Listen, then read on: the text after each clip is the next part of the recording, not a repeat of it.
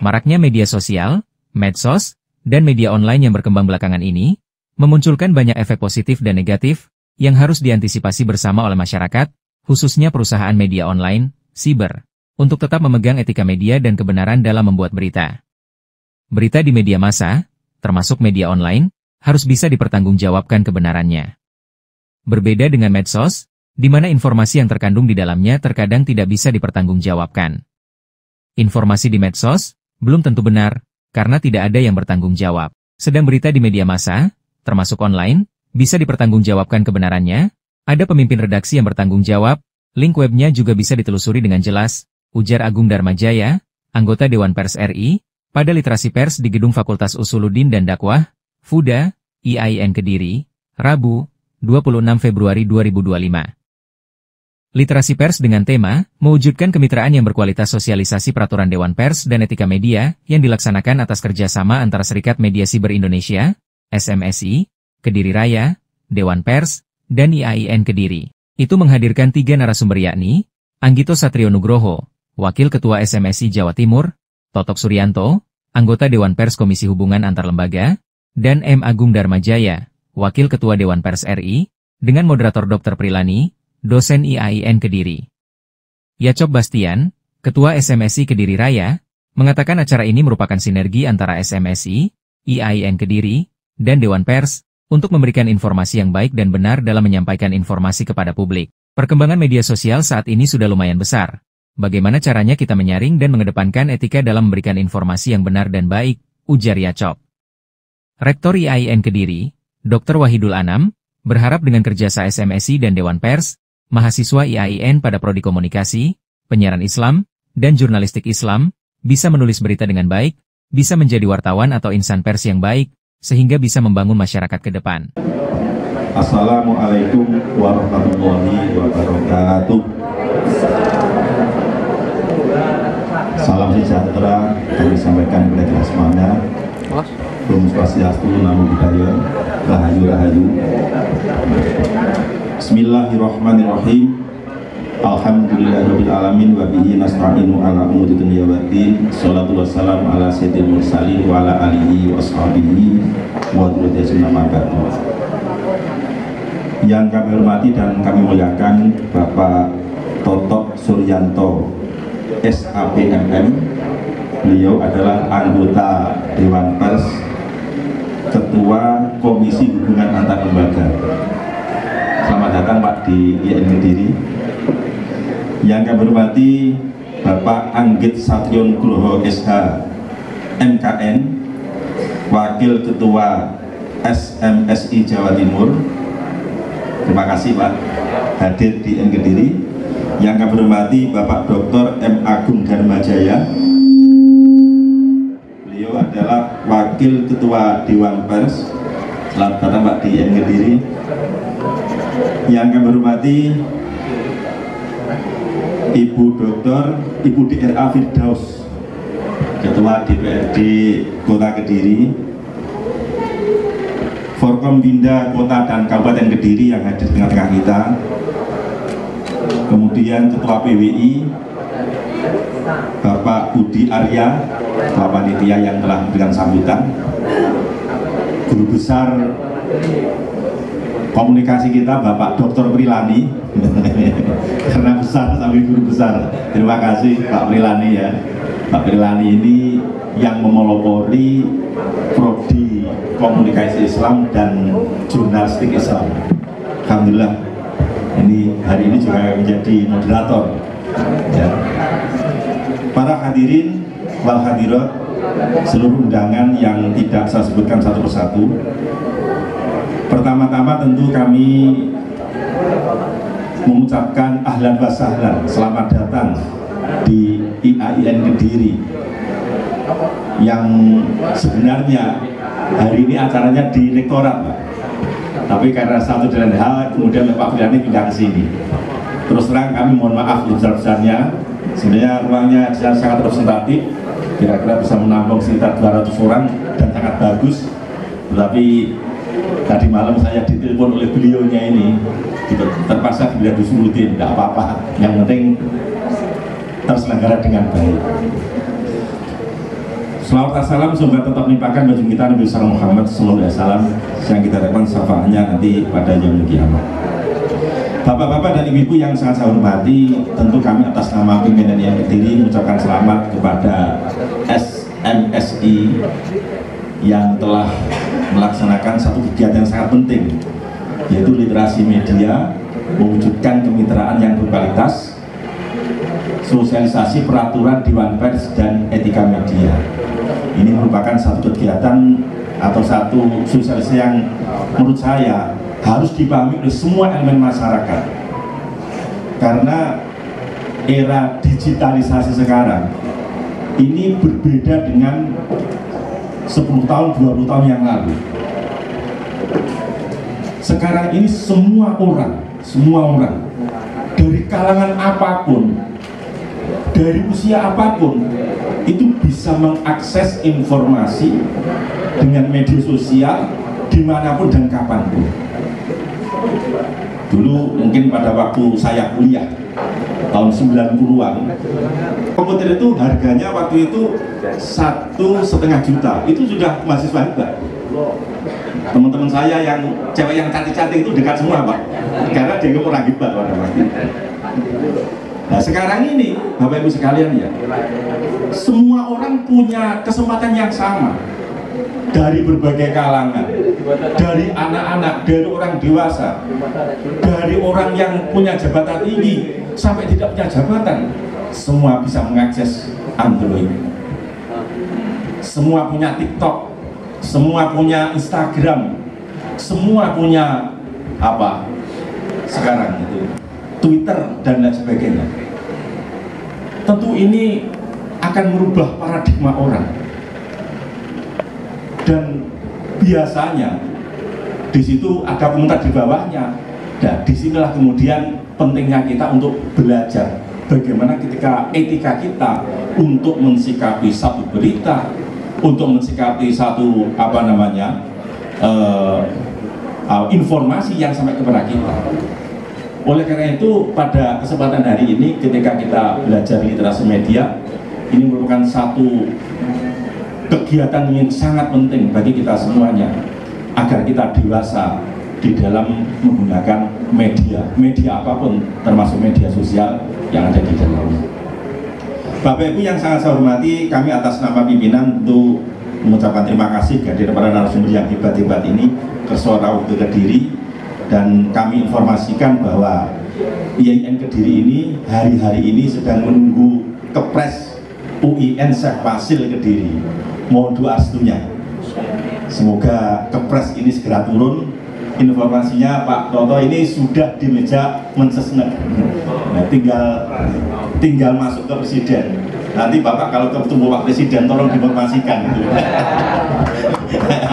Ya, semoga minggu-minggu ini atau sebelum puasa ini nanti Bapak kesini ini wajahnya sudah berubah dari IAIN Kediri menjadi UIN Syekh Fasil Kediri.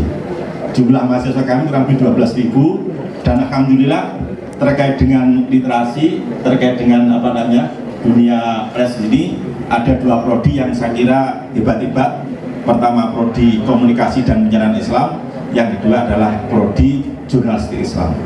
Mohon arahnya, bimbingannya Bapak Ibu sekalian, para narasumber yang hebat ini, agar 2 prodi ini betul-betul memberikan kontribusi positif di dalam proses pendewasaan masyarakat, di dalam proses berbangsa bernegara, sehingga mahasiswa kami ini ketika lulus ini betul-betul memberikan dampak yang positif di kalangan masyarakat.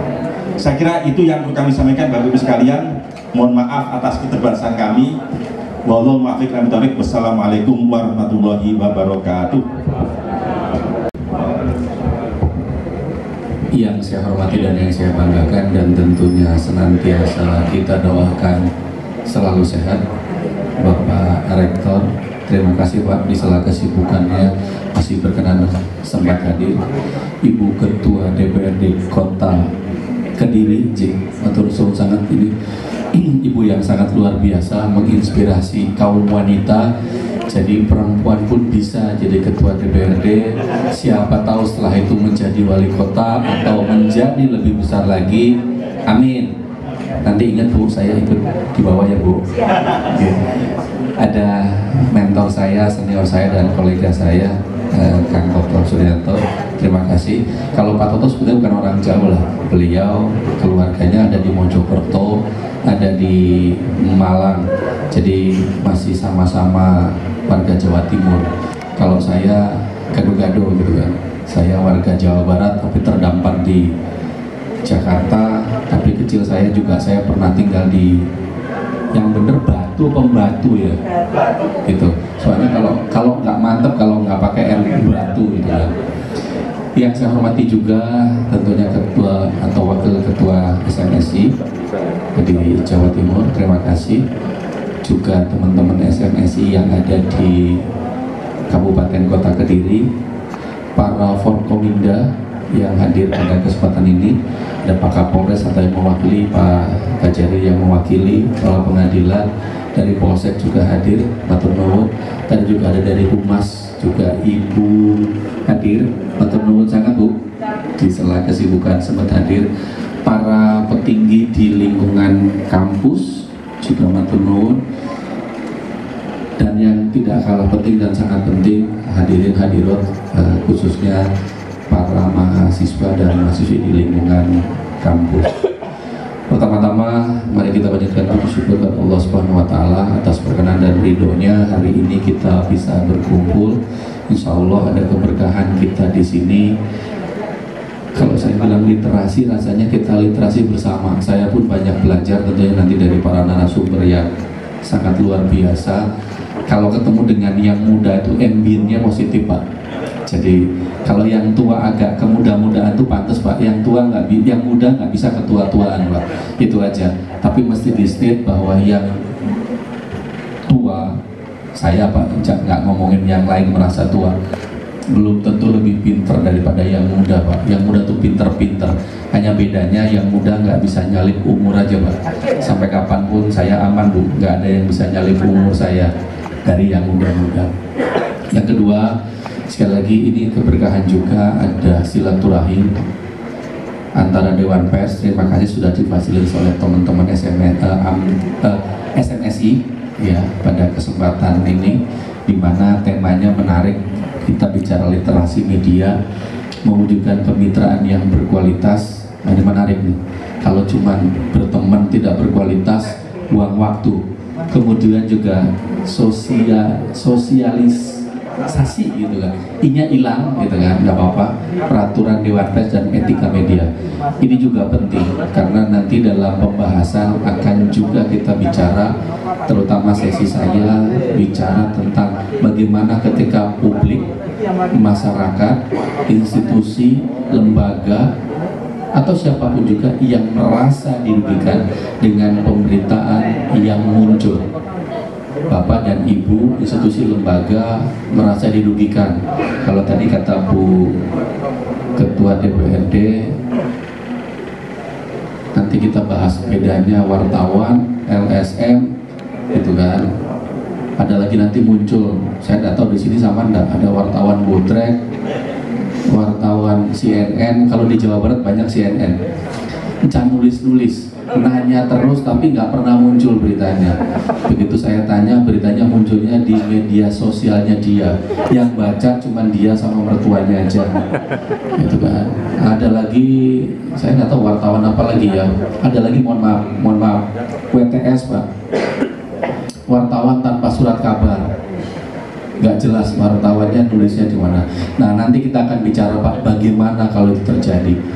2-3 minggu yang lalu kami juga melakukan literasi kepada teman-teman di Pamekasan, bagaimana orang kaya hari ini tuh pejabat rasanya kepala desa Pak, pegang uangnya nggak kira-kira Bu ya, miliaran Bu ya.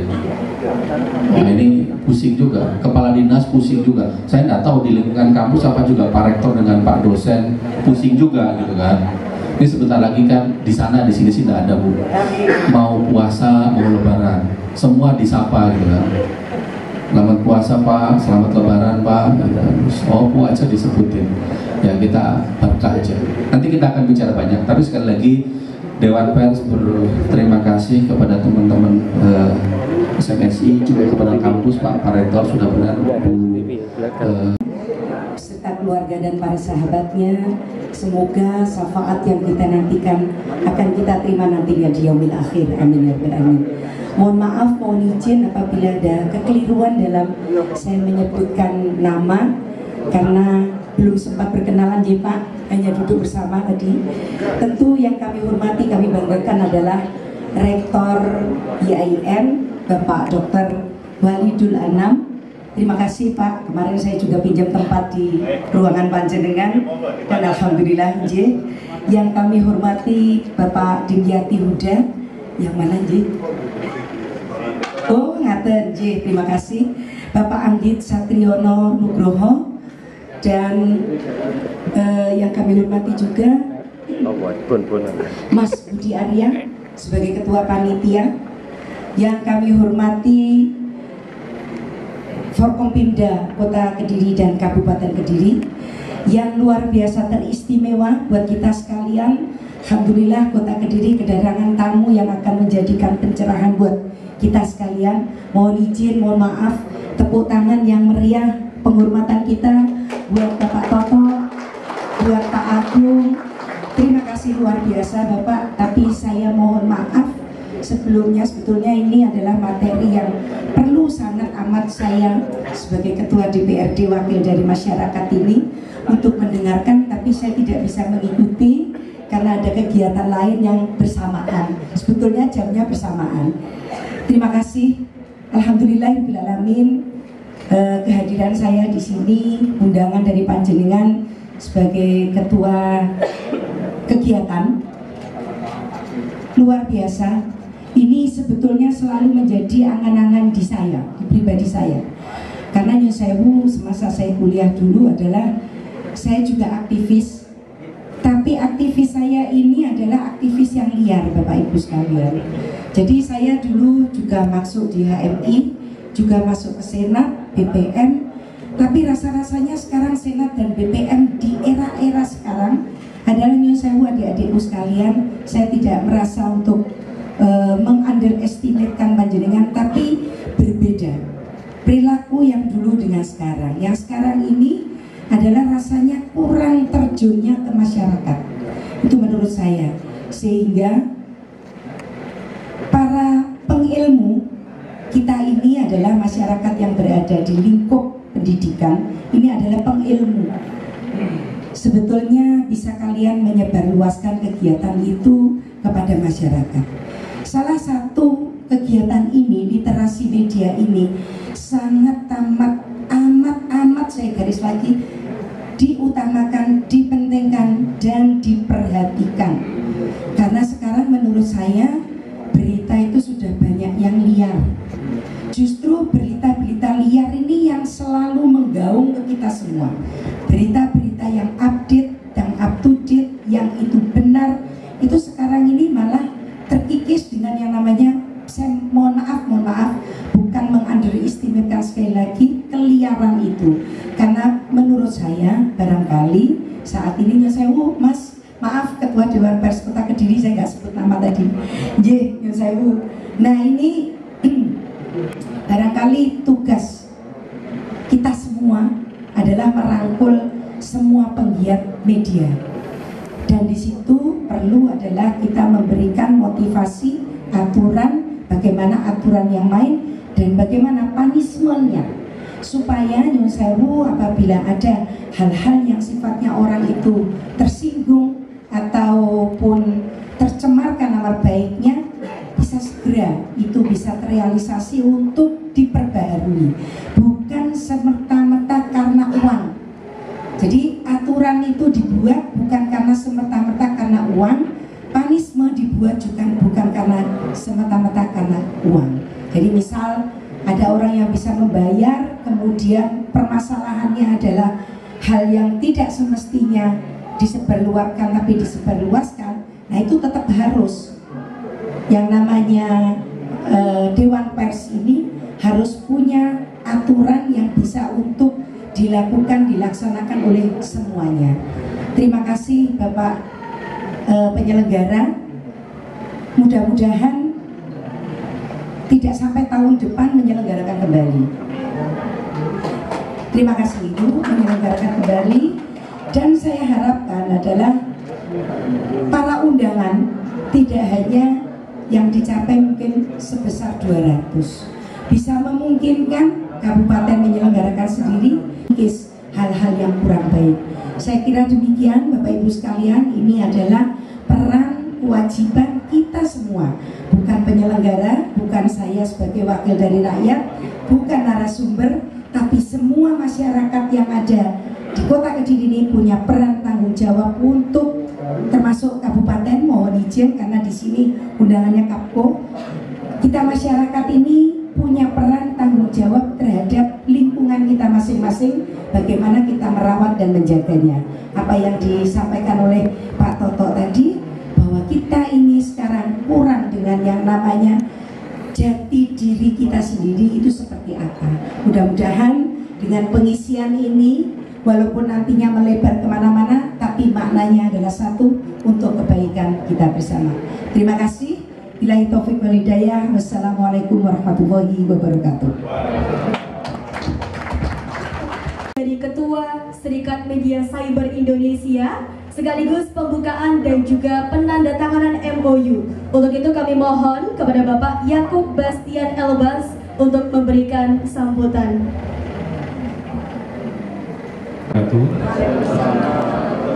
Yang kami hormati Bapak Rektor IAIN Kediri, yang kami hormati senior kami di Dewan Pers atau TNI Bapak Agung, senior kami pula juga Pak Toto, Bu Firdaus, terima kasih atas kehadirannya, dan seluruh Forkopimda baik di Kabupaten maupun Kota Kediri yang mohon maaf tidak bisa kami sebutkan satu persatu.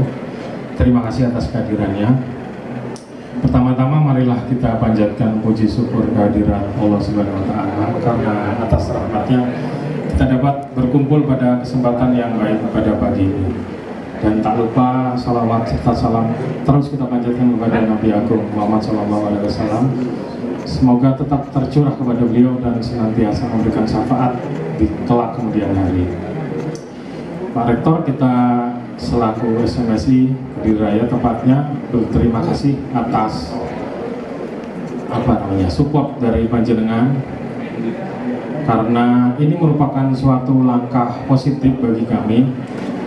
Jadi ini kolaboratif yang positif dan tentunya semoga memberikan dampak yang baik bagi kita, dan semoga pada kesempatan yang baik juga pada pagi hari ini, kegiatan literasi media ini juga mampu memberikan dampak positif bagi seluruh undangan yang hadir.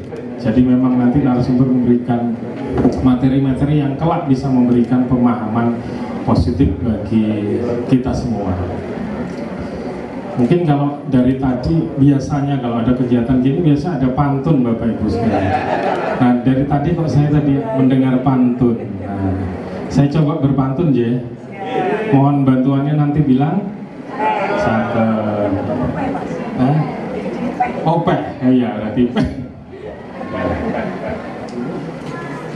Saya dua pantun, ini pantun pertama ini. Mbok Karni membeli panci. Ya, yang peh ada yang cakep nih. Opeh saja. Mau kita sepakati ya, peh. Peh ya, ulangi. Mbok Karni membeli panci. Ditaruh dalam lemari. Semoga yang hadir di sini segera berangkat haji. Gimana?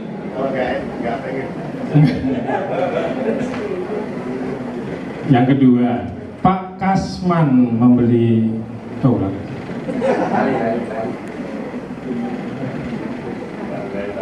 Pak Kasman membeli nanas, ditaruh di atas kulkas.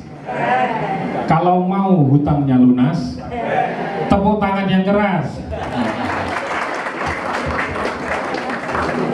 Terlihat ya siapa yang hutangnya banyak ya.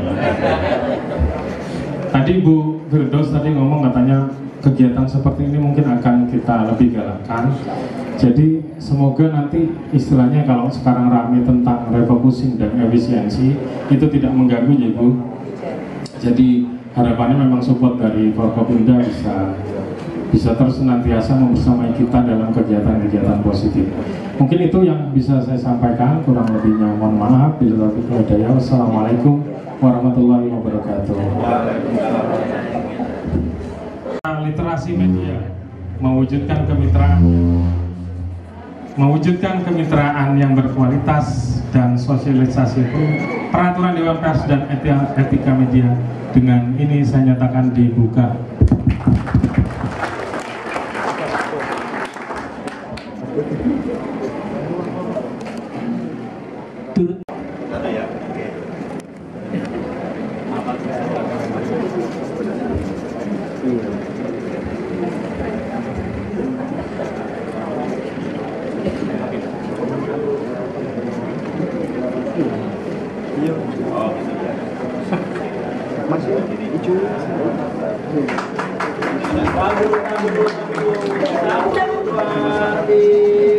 Sekali lagi, bukan ya.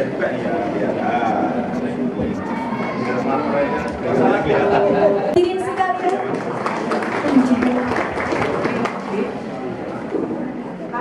Salam kebajikan. Semoga kabar baik tercurah bagi kita semua. Pertama kita haturkan syukur tidak teringat kepada Allah SWT. Puji dan syukur kepada junjungan kita Nabi Agung Muhammad SAW. Semoga salam pada kita semua di kesempatan yang luar biasa, di kesempatan pagi ini. Saya menyapa dulu kepada para narasumber yang luar biasa.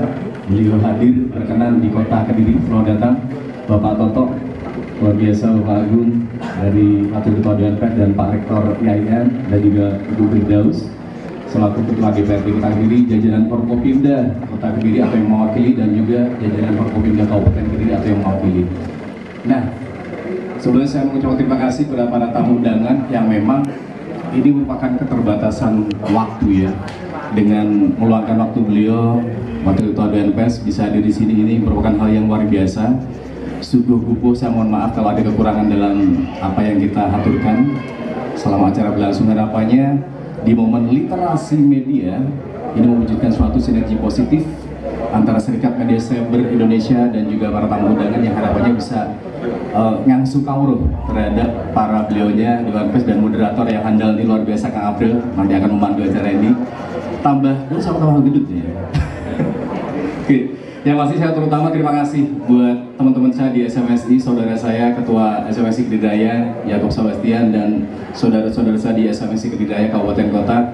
Dengan hadirnya acara ini semoga membawa hasanah baru bahwa ke SMSI dan juga teman-teman yang hadir, Ketua PWI Kediri Raya Bapak Deng Ibras yang menyapanya, terima kasih, dan teman-teman organisasi lainnya selamat datang.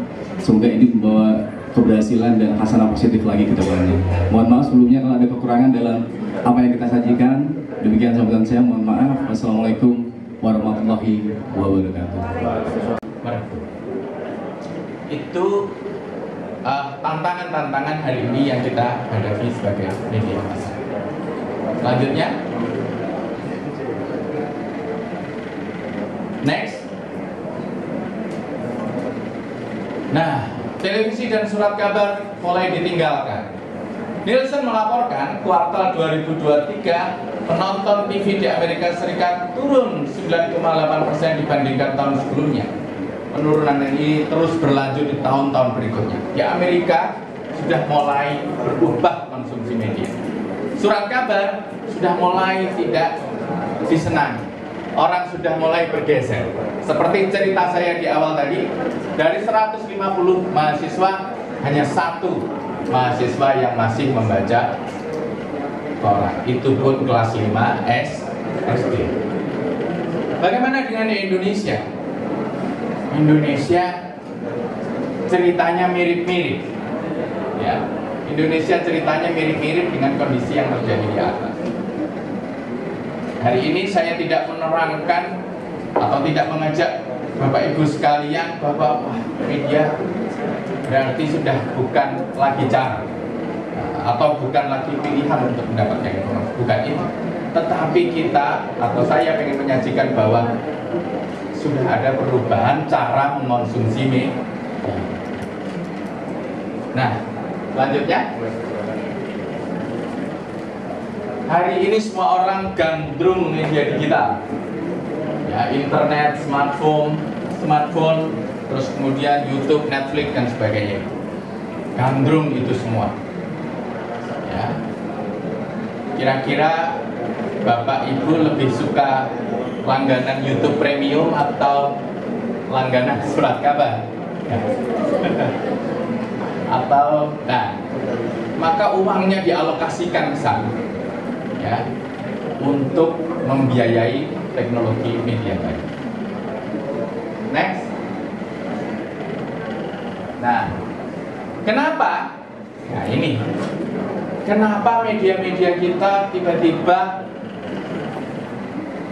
tidak sanggup menghadapi persaingan? Saya berada di dalam kantor lama saya tidak bercerita kejelekan, tapi saya bercerita tentang pengalaman bahwa biasanya pemain-pemain besar media massa itu merasa yakin bahwa industrinya masih kokoh. Dia tidak lagi tahu siapa pesaingnya. Dia mengerjakan produk jurnalistiknya itu dengan luar biasa. Mengerjakan produk jurnalistiknya itu dengan tanpa kesalahan, tapi kemudian tidak laku. Seperti halnya Nokia sama Samsung. Nokia dulu handphone itu semuanya Nokia, betul nggak? 3210, 3310. Nah, yang komunikator itu yang gede segede gaban itu. Ya. Tiba-tiba begitu muncul Samsung, semua beralih ke Samsung. Samsung pun mungkin sekarang dominasinya juga mulai bergeser lagi. Ibu lebih, ini tidak beriklan, ibu lebih suka menggunakan Oppo, Vivo, atau Xiaomi, nah, bergeser lagi karena teknologinya ya terus berubah. Sama halnya dengan itu, gitu ya. Dia tidak menyadari siapa musuhnya, ya. Sehingga kemudian media menjadi kondisinya seperti sekarang. Media yang sudah besar-besar itu, ini tidak mengkritik, tapi saya berbicara kenyataan. Media yang sudah besar-besar itu dia merasa bahwa dirinya adalah dominan. Dia merasa dirinya adalah raksasa. Dari yang keuntungan setiap tahunnya menyentuh 1 triliun, tiba-tiba harus ngedrop. Nampaknya adalah apa yang saya ceritakan di awal, sedikit-sedikit efisiensi. Mohon izin Mas Anggit, ya, bisa dipersingkat. Ya. Nah, maka sekarang polanya berubah. Ya, polanya berubah. Bahwa membuat media tidak lagi menjadi sulit, ya, tidak lagi membutuhkan modal besar. Karena itu Bapak dan Ibu, gitu ya, harus percaya, ya, kepada media massa. Ini yang berubah. Ada pola yang berubah. Lebih suka medsos apa lebih suka media massa? Karena medsos lebih atraktif, gitu ya. Tetapi problemnya adalah medsos belum tentu benar.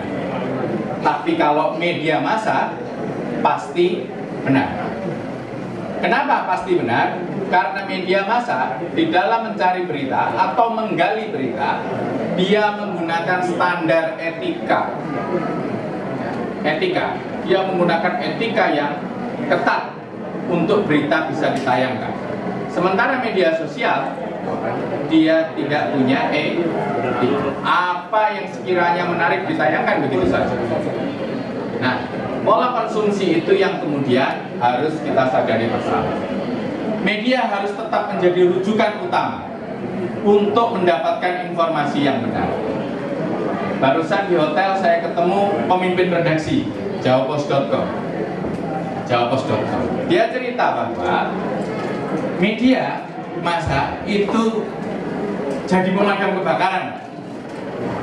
Dengan informasi media sosial yang gak karu-karuan, maka pemadam kebakarannya adalah media massa. Maka lebih baik rujukan informasi Bapak dan Ibu adalah ke media massa sekalian yang menggunakan standar etika yang tepat. Terakhir, selanjutnya.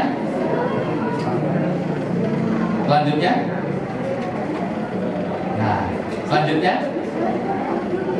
Nah, perubahan tadi, pola konsumsi tadi mengakibatkan banyaknya disinformasi, polarisasi, perpecahan, gegeran satu sama lain. Disinformasi, informasi salah sudah disebar kemana-mana. Ya. Informasi salah disebar kemana-mana di grup-grup WhatsApp. Padahal belum tentu benar.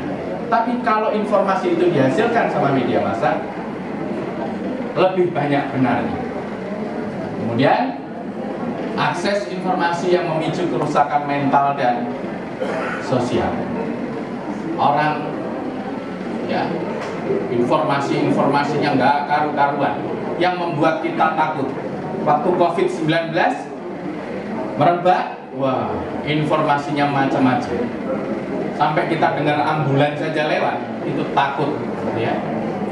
Karena COVID-19 yang begitu mengerikan. Nah, disinformasi. Maka kalau yang membedakan adalah kebenaran yang dihasilkan oleh media massa adalah kebenaran berdasarkan fakta. Tetapi kebenaran yang dihasilkan dari media sosial adalah kebenaran persepsi. Dia membangun sebanyak informasi, sebegitu banyak informasi untuk membangun persepsi. Tetapi kalau media massa atau media online pasti berbasis fakta. Karena kalau tidak berbasis fakta, dia melanggar etika jurnalistik. Nah, itu nanti kakanda-kakanda saya ini yang akan menerangkan. Selanjutnya, nah, namun demikian, yang harus disadari adalah Bapak Ibu bahwa perubahan pola konsumsi media ini tidak bisa dihindari. Harus kita ikuti, tidak mungkin kita lawan. Gitu ya. Bagi pebisnis media, SMSI, yang mas-mas yang mengelola media, bahwa perubahan ini tidak mungkin kita lawan, tapi harus kita tunggang. Gitu ya. Kemudian yang berbisnis media, maka bisnisnya harus tetap relevan dengan perkembangan zaman. Apapun yang dibuat untuk menyajikan informasi harus relevan. Ya, relevan. Kalau anak muda bilang, mahasiswa bilang apa? Relate. Nah, relate dengan kita. Nah, kemudian penting untuk mengembangkan literasi media, keterampilan berpikir kritis. Nah, siapa yang bisa membangun keterampilan berpikir kritis? Maka teman-teman media online ini yang setiap hari ya, mengajak kita untuk berpikir kritis. Tanpa berpikir kritis kita akan mendapatkan informasi yang tidak bermutu. Tidak saja menarik tidak cukup, tapi harus bermutu informasi yang kita dapat. Nah, ini tantangan yang kita hadapi sekarang, pola konsumsi media. Nah, bagi OPD, gitu ya. Ini satu ya, sedikit lagi ya Mas. Bagi OPD, saya dapat satu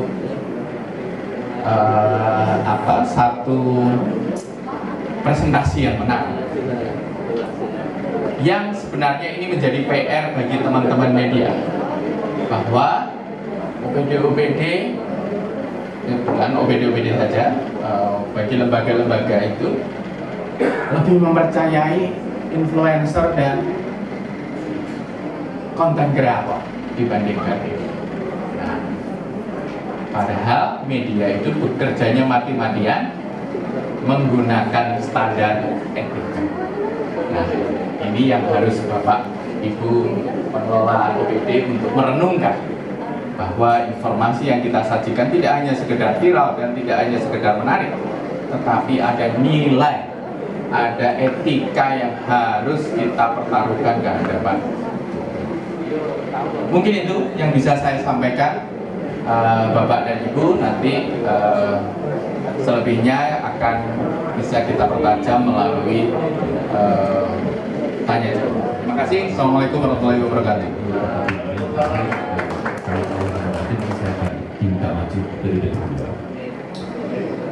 Saya akan mulai dengan banyak hal yang mungkin terkait dengan sini. Saya ingin tahunya itu, mohon maaf, Pak Joko ini menurut Pak Joko apa Pak sekarang tugasnya? Kepala sekolah. Kira-kira apa yang Bapak inginkan dari pertemuan ini Pak? Matur suwun, yang kami inginkan terutama pada literasi media saat ini adalah terus terang, selama kami diberi amanah untuk di satuan pendidikan kami, banyak sekali dari terutama dari media-media ya, itu ingin bergabung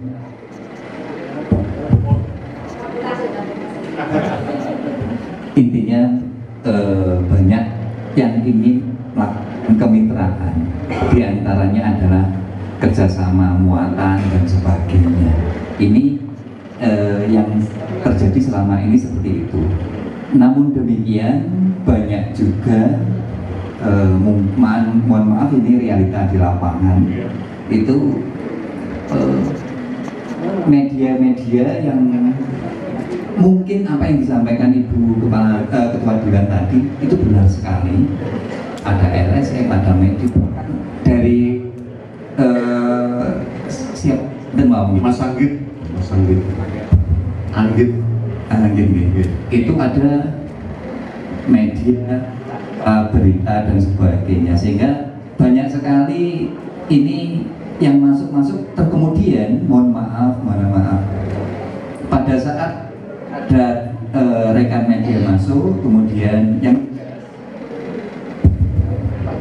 di lembaga Gak apa-apa, langsung aja Pak. Jadi maksudnya ada banyak oknum wartawan atau media ingin gabung ke atau kemitraan, bukan menjadi siswa Pak.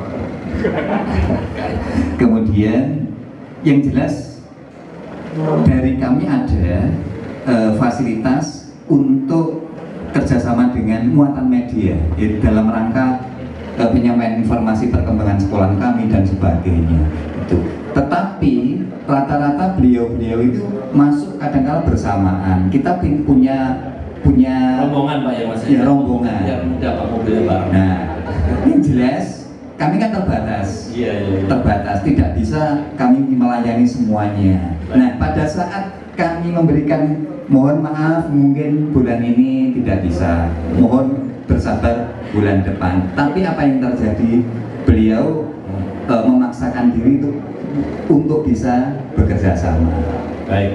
Hanya itu yang satu pertanyaan lain Pak. Iya. Bapak pernah kalau ketemu wartawan pengen menghindar atau pengen ketemu Pak? Tidak.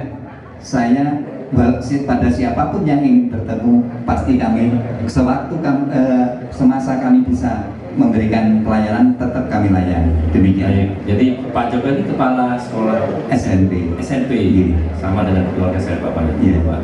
Ya mudah-mudahan nanti kalau ketemu wartawan tidak menghindar ya Pak ya. Tidak. Mudah-mudahan wartawannya juga benar ya Pak. Iya, amin. Orang-orang ya wartawan. Amin. Ya. Baik. Ya. Ada satu pertanyaan Ibu Pak ya. Nanti akan saya sampaikan. Apa yang ingin diketahui?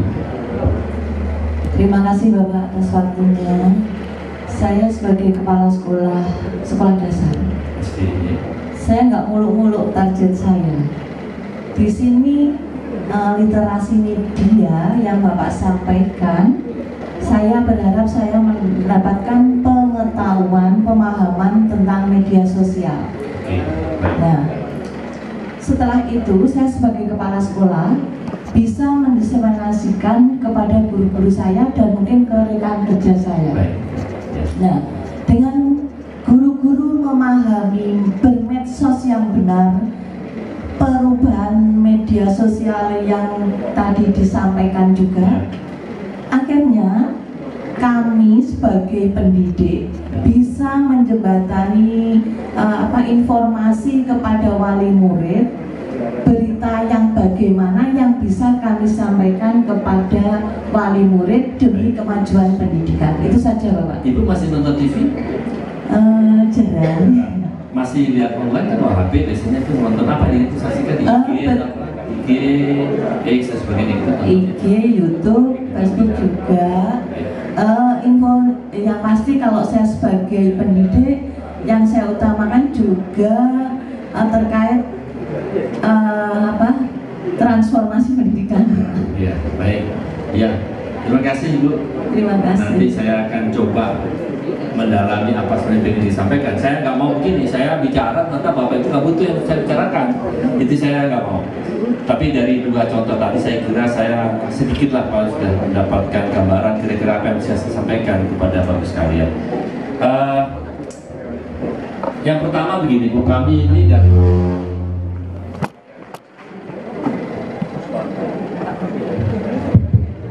Dewan Pers. Jadi kalau Dewan Pers itu saya kenalkan dulu. Dewan Pers itu adalah dewan yang berjumlah 9 orang yang dipilih oleh 11 konstituen. Konstituen itu artinya adalah kelompok organisasi pers maupun kelompok perusahaan pers yang kemudian bergabung dalam naungan Undang-Undang Nomor 40 tahun 1999. Siapa aja konstituennya? Yang pertama Bu, kalau dari kelompok wartawan ada PWI yang sekarang ada PWI di sini. Nah, PWI yang sekarang sedang ada konflik keluarga dan begitu ya, nanti kita damaikan. Yang kemudian ada dari IJTI, jurnalis TV, kemudian dari AJI, jurnalis aliansi jurnalis independen. Kemudian ada kelompok perusahaan media. Misalkan kalau saya dari unsur TV, karena saya memang hampir TV One udah 17 tahun, di liputan 6-11 tahun, hampir 2 sekian tahun saya di TV, tapi sebenarnya saya di radio dan sebagainya. Kemudian ada asosiasi televisi lokal, mungkin ada di televisi lokal banyak ya, dan seterusnya. Ada Pak Agung itu wakil dari TV lokal, jadi memiliki jaringan banyak. Kemudian perusahaan lainnya media siber. Ini kali ini SMSI, Serikat Media Siber Indonesia, tapi ada juga rekannya, Asosiasi Media Siber (AMSI), dan satu lagi Jaringan Media Siber. Di luar itu ada pewarta foto. Jadi Dewan Pers itu dipilih oleh mereka, dan apa tugasnya? Tugasnya kalau sesuai dengan Undang-Undang 40/1999 dan kemudian dikuatkan dengan statuta Dewan Pers adalah menjaga kemerdekaan pers. Menjaga kemerdekaan pers itu artinya menjaga, kalau saya artikan sebagai saya sudah 3 tahun sebagai anggota Dewan Pers, adalah menjaga kemerdekaan lahir batin. Lahir batin itu apa artinya? Di dalam dan di luar, fisik dan mentalnya harus merdeka. Karena itulah makanya kalau Dewan Pers berbicara itu urusannya adalah bagaimana dengan etik. Etik yang melingkupi perilaku dan lain-lain, tata kelola dan lain-lain yang mesti dilakukan oleh para jurnalis, para pengelola media massa. Nah, kami tentu kalau tadi saya tanyakan kepada Pak Joko mengenai apakah Bapak pernah didatangi kemudian diminta sesuatu. Nah, Pak, yang namanya kode etik jurnalis itu 11 saja Pak. Saya nggak mau maparkan ini, langsung aja nih bisa berikutnya, karena ini bisa dibaca. 11 itu yang paling pokok ya, 11 yang poin itu. Ya, ada yang namanya independensi. Independensi artinya begini, kita itu harus membuat berita atau tidak membuat berita bukan karena sesuatu pemberian. Misalkan nih, ada seseorang punya kasus, minta tolong sama wartawan, tolong kasus itu jangan diangkat yo. Padahal yang bersangkutan sebenarnya sebagai wartawan punya sense untuk mengangkatnya sebagai berita. Nah, itu. Atau datang kira-kira kepala sekolah, kepala rumah sakit, atau kepala desa, menanyakan, Pak, Bapak ada kasus loh Pak, mau saya angkat atau enggak? Itu melanggar kode etik Pak. Kepala sekolah, Bapak Ibu sekalian, kemarin saya lihat di penerimaan siswa baru di sekolah Bapak, katanya ada pungli Pak. Nah, kata siapa? Ya pokoknya itu Pak, gimana ini Pak? Mau kita beresin atau enggak? Itu melanggar kode etik Pak. Tolong Bapak Ibu sekalian ikut membantu Dewan Pers menjaga kode etik dan penerapan etika yang dilakukan oleh para saudara-saudara saya wartawan. Nah, tetapi begini, wartawan itu pekerjaan paling mudah untuk diikuti, paling mudah untuk dijalani oleh siapapun. Artinya salah gunakan tuh banyak sekali. Kadang itu yang sekarang kondisi yang muncul adalah dia pengen memata-matai si X itu, melamar pura-pura jadi wartawan. dia ingin katakanlah mengintip apa sih yang dilakukan tetangga saya setiap hari, pura-pura jadi wartawan. Apapun bisa dilakukan. Bahkan, mohon maaf kalau ada teman-teman dari kepolisian maupun tentara, saya suka berceramah di kedua institusi ini. Saya katakan kadang-kadang tentara datang ke ruangan saya untuk minta baju kaos TV One, supaya nanti kalau apa di daerah operasi itu bisa menyamar seperti itu.